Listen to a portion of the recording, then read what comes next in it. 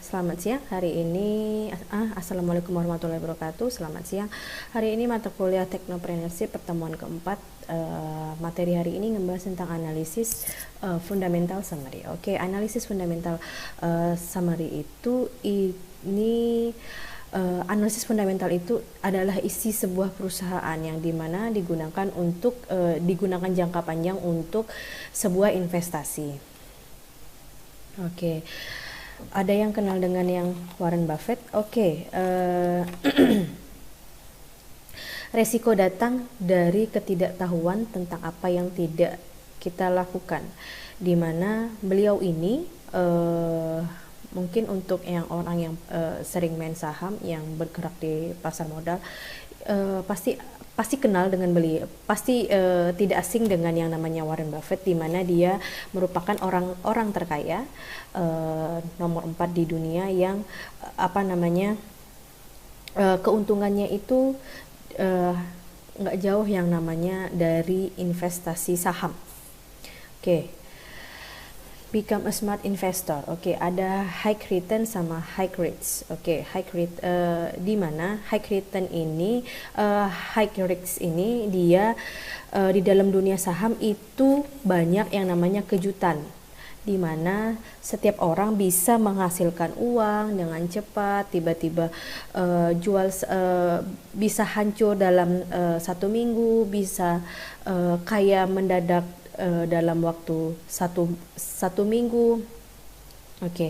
Untuk yang namanya saham, kita harus tahu si perusahaannya tersebut. Harus mengerti tentang keuntungannya, harus bisa membaca perusahaannya. Yang terkecil itu sahamnya berapa dijual, yang tertinggi itu sahamnya berapa.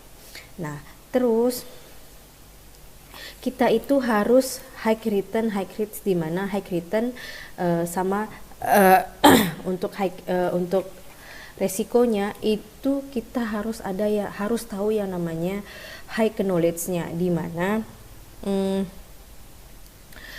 kita harus menghindari hal-hal di mana adanya kerugian.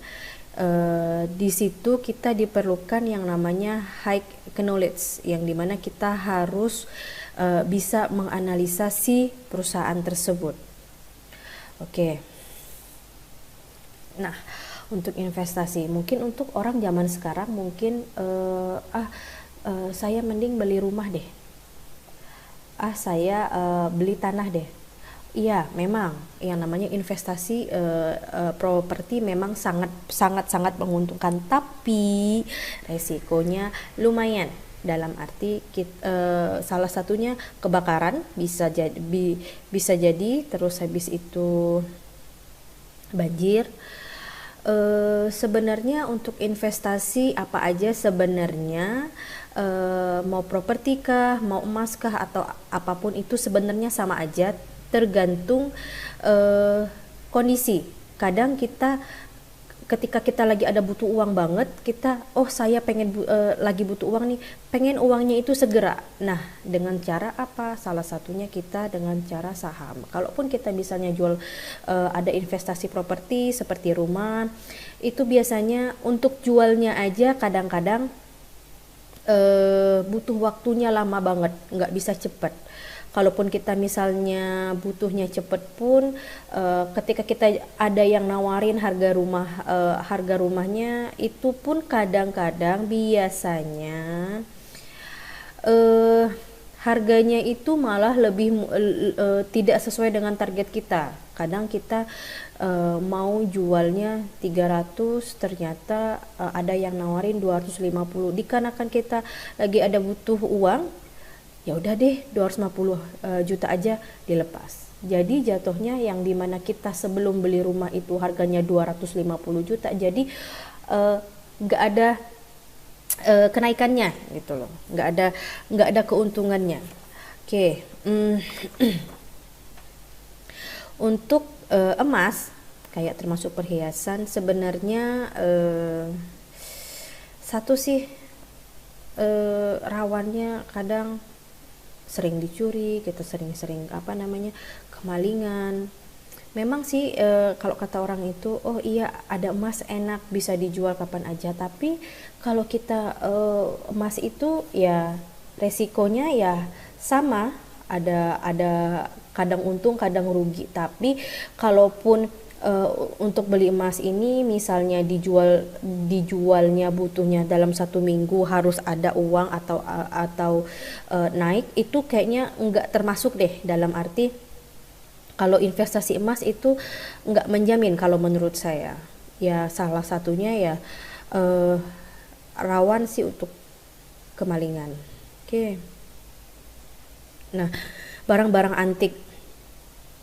Kadang barang-barang antik kayak lukisan atau apa itu kadang-kadang ya eh, hampir sama kayak model apa namanya properti sama emas itu memang eh, dijualnya aja enggak gampang dan butuh, memang ada yang namanya butuh proses gitu. Nah, untuk systematic risk itu memang apa namanya kita harus tahu nih ya, harus tahu yang namanya si perusahaannya tersebut. Oke, untuk systematic risk sama unsystematic risk. Oke. Di systematic risk itu di dalam pasar modal itu sangat dipengaruhi yang namanya suku bunga bank. Oke. Terus habis itu resiko pasar sama faktor inflasi. Nah, kalau di unsystematic risk itu resiko bisnisnya, resiko finansialnya, terus operasional risknya. Ya memang kadang yang namanya unsystematic risk ini salah satu ya demo, karyawan demo, kadang ya apa namanya hal-hal yang unsystematic risk ini yang banyak yang namanya menimbulkan kerugian. Oke. Nih, untuk resiko likuiditas, salah satunya harus tahu produknya apa, harganya berapa, lokasinya di mana, dan pelayanannya, servisnya. Oke, untuk resiko likuiditas, ketika kita ingin menanamkan saham di suatu perusahaan, harus lihat dulu si perusahaannya ini yang dijual produknya apa aja, harganya berapa, ya. Karena semakin banyak produk yang dijual artinya semakin banyak semakin tinggi juga, semakin banyak juga orang minat untuk menanam modal di perusahaannya tersebut, ya. Oke, nah ini kenali yang namanya resikonya, ya. Nggak ada dividen. Nah, salah satunya tidak ada dividennya, ya. Terus habis itu capital loss. Jadi semacam kayak beli saham 300, terus habis itu bulan depan dijual lagi harganya 150. Jadi istilahnya keuntungan itu enggak ada, yang kita investasiin juga di sahamnya juga harganya juga merosot, jadi keuntungannya pun enggak ada. Terus habis itu perusahaannya bangkrut, otomatis sahamnya juga anjlok, ya. Nah, kadang ada perusahaan yang model seperti ini tuh kadang kita juga mau naruh sesuatu, mau naruh untuk investasi saham itu juga kadang kita ngelihat juga dari laporan keuangannya, produknya seperti apa, terus tanggapan orang dengan si perusahaan tersebut gitu. Oke. Risk and return trade off. Oke, kalau untuk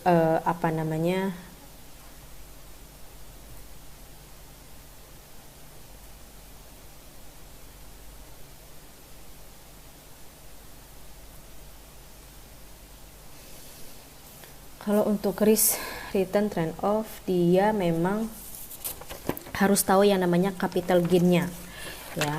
Capital gain-nya itu kita kalau gini, kalau kita mau beli sesuatu itu kalau dilihat-lihat resikonya terus nggak akan habis-habis terus gitu.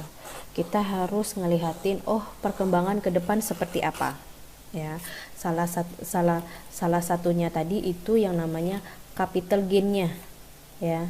Nah, di capital gain-nya misalnya kita nih beli saham 200. Nah, ketika kita mau jual itu harganya 400. Jadi kita ada yang namanya kenaikan ya, kenaikan di harga saham. Nah, kita harus juga dilihat dividennya, terus pajaknya, no safe keeping fee-nya. Jadi kita ketika kita invest untuk saham, kita harus tahu juga perusahaan tersebut seperti apa.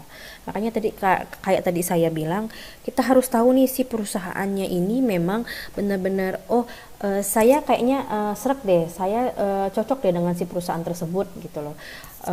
Dalam arti memang produk-produknya juga makin tahun itu juga makin tambah banyak, terus harga sahamnya juga naik. Nah, perusahaan yang seperti itu yang memang orang banyak untuk yang namanya semakin banyak menarik orang untuk yang namanya invest di perusahaannya dia. Oke. Nah, di capital gains, selisih positif dari nilai beli sama nilai jual, di mana dividen sebagai laba bersih perusahaan yang dibagikan ke pemegang saham.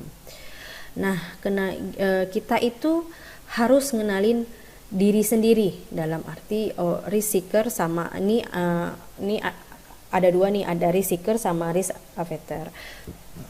Oke, untuk risk seeker berarti kita ini harus tahu nih, berarti kita tipe orang yang memang berani ambil resiko. Nah, kalau risk averter itu dia orang-orang yang memang mencegah resikonya pelan-pelan, di mana dia beli saham nih tiba-tiba turun 5%. Terus dengan gampangnya banget langsung jual. Ya namanya saham, iya pasti memang ada turun naik. Dia memang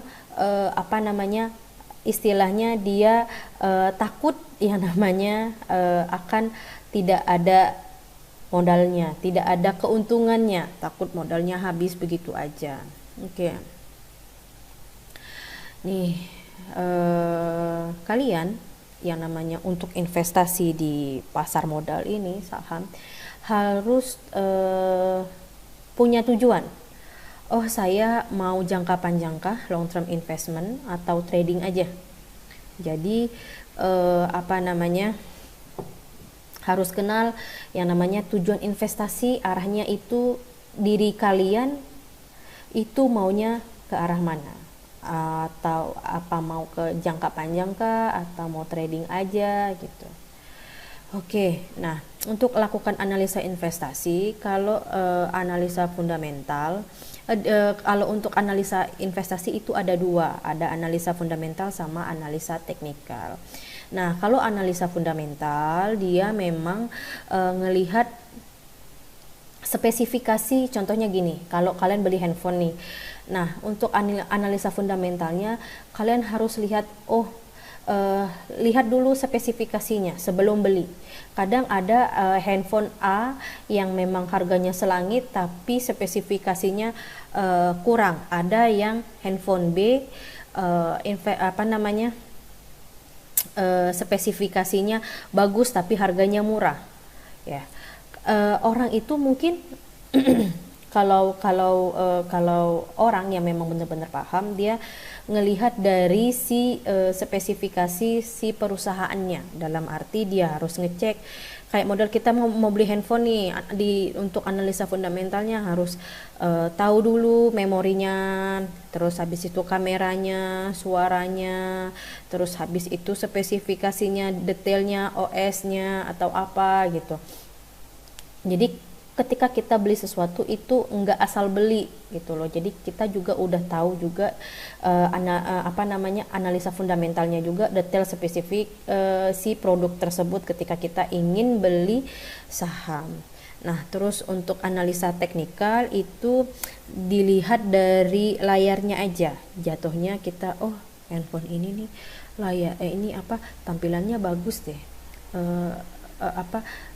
Cepet deh, ya udah beli aja. Jadi kadang ada memang orang tergiur harga mahal tapi speknya kurang, harganya mahal. Ada orang yang memang beli handphone yang speknya bagus, harganya murah. Nah, oke. Nih, salah satu untuk misalnya kita mau investasi saham. Nah, siapa sih yang enggak kenal sama brand ini? Ya, ini sama ini. Hampir yang di sini memang ada beberapa perusahaan yang memang harga sahamnya itu memang ya cukup banyak peminat, ya. Karena memang kayak model perusahaan Unilever, dia memang tiap tahunnya itu pasti selalu mengeluarkan produk-produk terbaru. Jadi banyak perusahaan yang buat produk baru yang sehingga orang yang punya uang lebih ingin menanamkan uangnya itu di investasi perusahaannya itu tersebut. Oke. Nah, analisis fundamental sama teknikal. Nah, analisa fundamental itu kita harus tahu laporan keuangannya, jangka panjangnya seperti apa, dividennya, pasar efisiennya. Nah, terus kalau untuk untuk analisa teknikal itu mengerti yang namanya grafik harga sahamnya, terus harga pendeknya, di saat kita beli sahamnya harganya 2000, terus naik lagi harganya, kita cek lagi 3 jam kemudian harganya 4000. Harus dijualkah atau dibiarin aja, atau kita jual atau kita beli lagi gitu. Terus yang namanya capital gain sama ada pasar tidak efisien. Oke.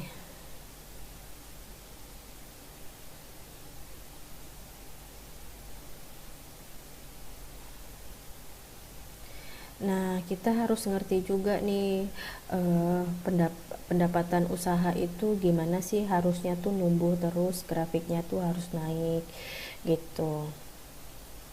Terus keuntungannya, dividensnya.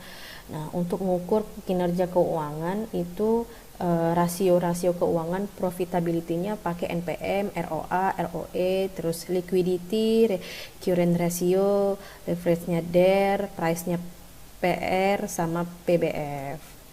Nah, contohnya gini, profitability ratio. Nih, ada perusahaan ban mobil, penjualannya 20 triliun, profitnya 1 triliun, NPM-nya 5%. Ya.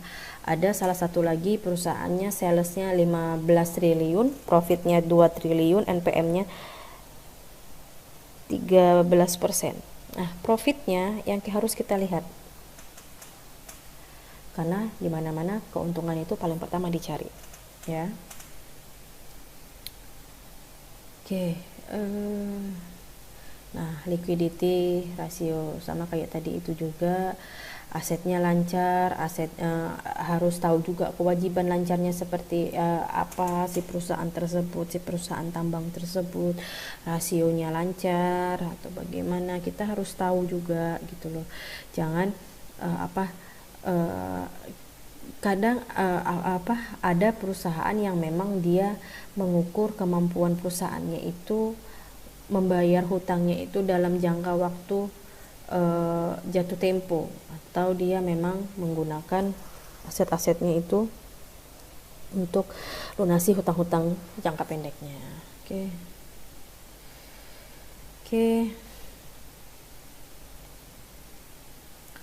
Nah, kayak gini nih. Pilih yang mana? Wagyu sirloin steak 150.000 sampai dengan harga 120.000, atau rendang yang harganya 15.000, 25.000, perkedel 25.000 gitu. Nah, nih untuk price rasio, harga sahamnya 1.310. Ada dua perusahaan televisi, harga sahamnya 1.310 sama 1.095 rupiah. EPS-nya 93. EPS yang di perusahaan B itu 54. PR-nya 7 kali, PER-nya 10 kali. EPS-nya itu dia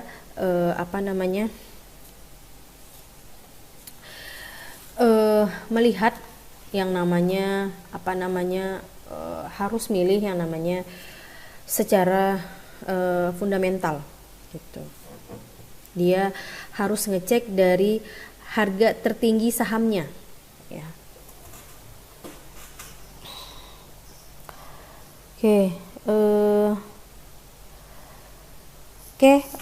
Pertemuan sampai di sini. Ketemu minggu depan sama saya. Assalamualaikum warahmatullahi wabarakatuh.